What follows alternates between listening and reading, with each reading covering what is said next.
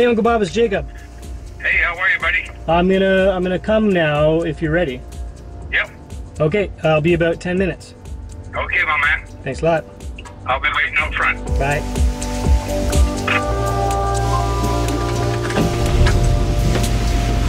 No seatbelts.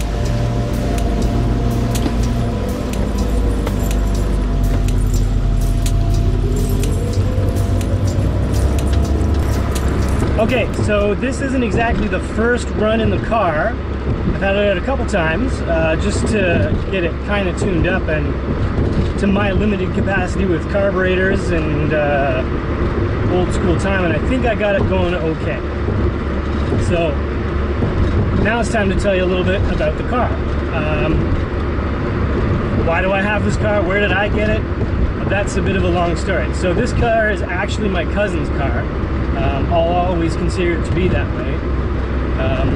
He bought it probably 10 years ago and had it out briefly, but decided to go travel the world and have lots of adventures. So he did that.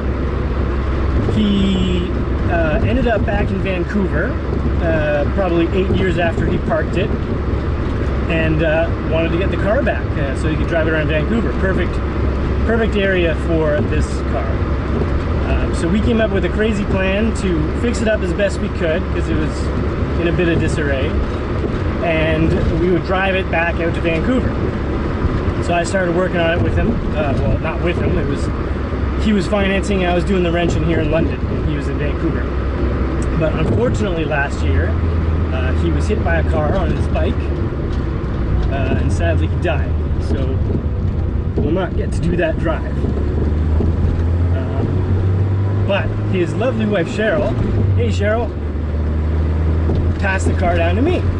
So it's now my mission to get this car going as best I can and finish his dream, vision.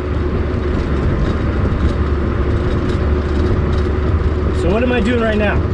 I am on my way to pick up Uncle Bob. Uncle Bob is my uncle. He's been in my life forever. Kind of a second dad. He is Lucas's dad, and so this will probably be the first time he's seen the car driving to full capacity in, it's got to be 8 or 9 years. So I'm going to pick him up. He doesn't know I'm bringing the car. He might have a suspicion. And we're going to go do some shopping. I don't know what he has to do, but I told him I needed help. And the one thing I know about Uncle Bob is he'll never refuse helping someone. So I'm just going to go to his apartment, pick him up, tour around, maybe get a coffee.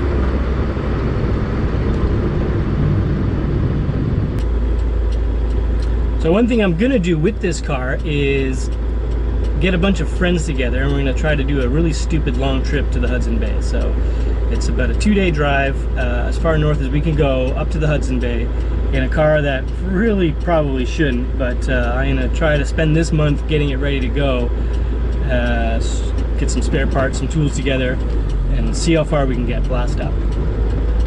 And that'll be the precursor to many adventures we're gonna have in this car, because the idea is this is a car to be driven. It's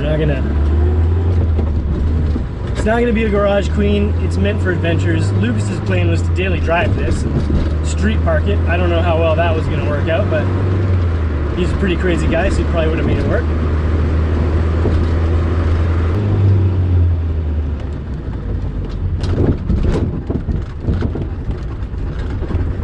He's all smiles. I'm gonna take this no parking spot because I'm awesome. Yeah, so I'm doing a video series and you're in it for this episode. Yeah. Drive on, eh? So yeah, let's go get. I've started it a couple times in gear. Yeah. Because it's got no safety switches or anything like that, and just jump forward. So I'm super you're not used to the old. Thank you, man, for the call. Yeah. So where we're going to Valley Village? Yeah, on Wellington South there, yeah. Valley Village for bowling ball shopping. For bowling balls, isn't that something? I figured, well, $10 is better than 180, and then I punch it out for however, you know. Like I thought, I might as well go have a look. Yeah. So I've discovered some interesting things. It's always going to be interesting. Oh yeah, it's not a 2002. Oh yeah. It's a 1600. Oh wow. Somebody rebadged it along the way sometimes. So. Oh yeah.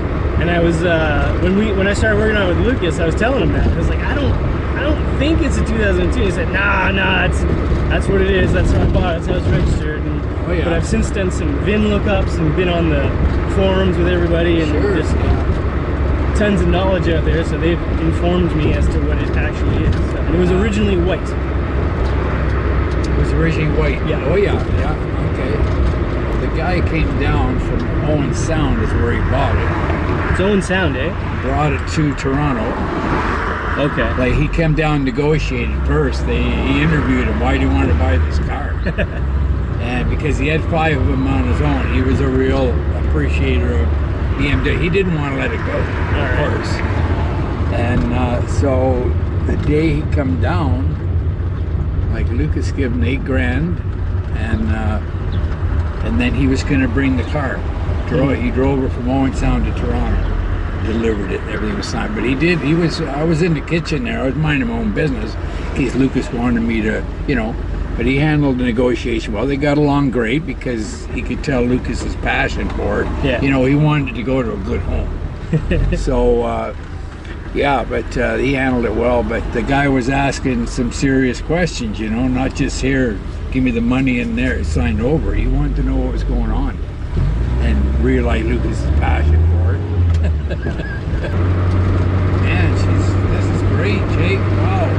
This is the fastest we've been! We're touching on 50 miles an hour. It feels good up I get fast. to share with you.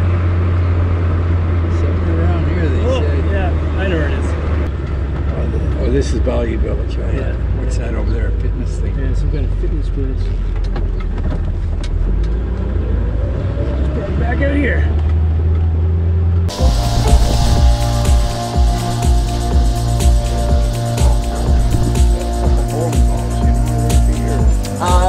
They would be in the branches and all that stuff. Check it out. Paul Walker. Somebody scooped up those bones. Oh, there you go. Yes. So what do you think? A little small, huh? It feels a little heavy. A little heavy. Look, it's got a name on it though. Sean. Cool. Where should we get some coffee? There's the Tim's across the street. Oh, sorry, Tim's on this side, I believe. Tim's on this side. I thought it was up there. And the McDonald's across the street, either or. Have you been to the Railroad Cafe or the one that's downtown? No. You got time? Oh yeah. Let's go there. It's a little bit highfalutin. Oh, nice. Okay, yeah. I remember working on the. I think it was Torino with you. A few cars. And then they made a movie. Yeah. I was like, I don't remember the Torino being that cool. I seem to recall it had the big black tire on it, the big black donut. And then the smoke had billowed out at the end. What's this egg thing? I'm a decaf man.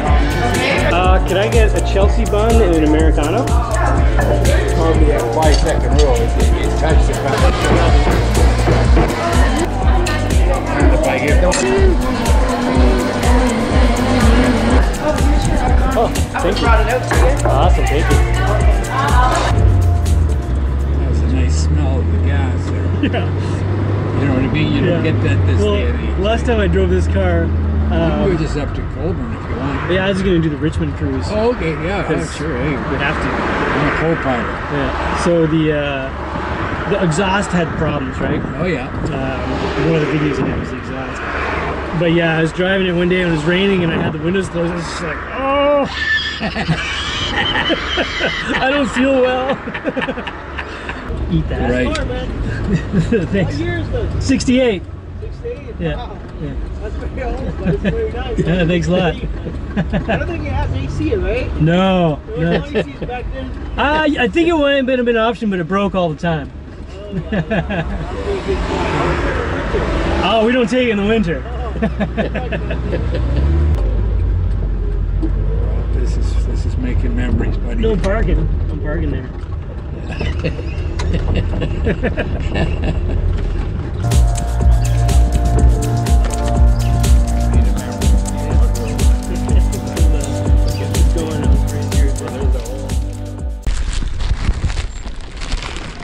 These look pretty nice. Made in Japan.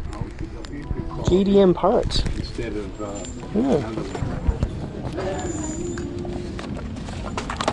Can't say no to Paul Walker. So good.